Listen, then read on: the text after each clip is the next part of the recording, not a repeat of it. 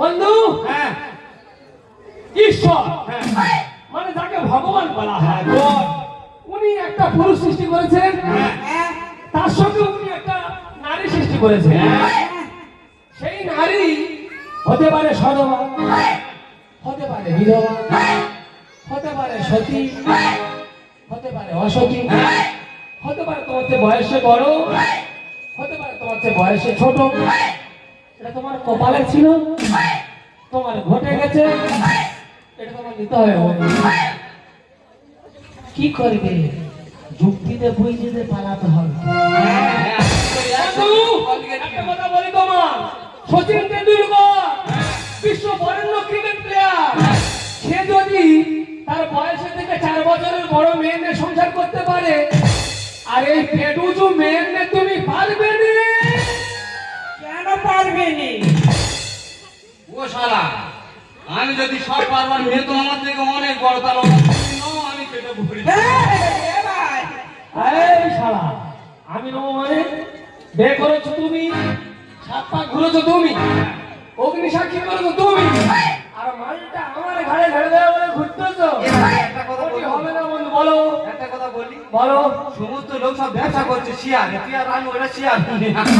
শালা কি উল্টো কথা বলছে? দেখো শেয়ার নেই করবে, শেয়ার হাত ছাড়া করবে। তুই একা নেই, তুই সতীনে মিলে ভালো খাই।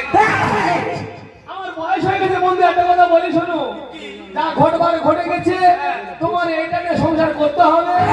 শুধু একটা কথা বলে যাই বন্ধু, ভগবান যা করে ভালোর জন্য করে।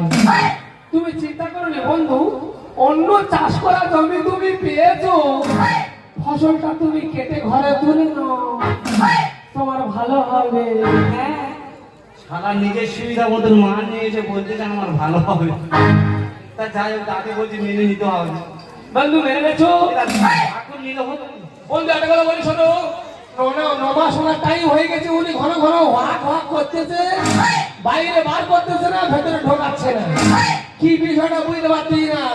এখানে কাছাকাছি ত্রিপুরা নার্সিং হোম আছে, আমি ওখানে নেওয়াতে পারতো, কিন্তু আমি ওখানে নিয়ে যাবো না। আমি ওকে নিয়ে যাবো জয়নগর মা নার্সিং হোমে, পাটনিঘাটার ওই রাস্তায় নিয়ে যাবো। ওই রাস্তায় বড় বড় সাটিন বসে আছে, বড় বড় গর্ত দেখেছো? প্রত্যেক গর্তে একটা করে সাটিন বসে আছে। যদি ওখানটায় হয়ে যায়, আমার পয়সা বেঁচে গেল। আমি কারো তোর দেবো না, শালা তাহলে আমার সাথে নার্সিং হোমে যাবো না, ওই মা নার্সিং হোমে যাবো। তুমি তাহলে মেনে নেছো? তাহলে তোমরা দুজনে কলবলাই করো, আর পাড়ার লোকের কারো বলা হয় না তোমার বেঁধেছি, পাড়ার লোকের সকলের বলে আসবো, খিচুড়ি হবে আর পাঁপড় ভাজা হবে তোমার বের খাবার। আমি আর বলি চললুম সকলের নেমন্তন্ন করতে। এ দাদু কি বলি শুন, বলো। তুই যা চিনি নিয়েছি, এর কারণ নেমন্তন্ন করতে না, খিচুড়ি কর, ডাল দিবি না। ডাল তো বলে শুধু পাঁপড় ভাজা আর খিচুড়ি, বিয়ের নতুন মেনু, আমার নাতির বিয়ের অনুষ্ঠান অনুযায়ী, কারণ উনি ডাউরি মেয়ে পেয়েছেন। সারা সাজে নেমন্তন্ন করতে নাই, কি বলে তিনি কি নেমন্তন্ন করতে দিবে। এই দেখো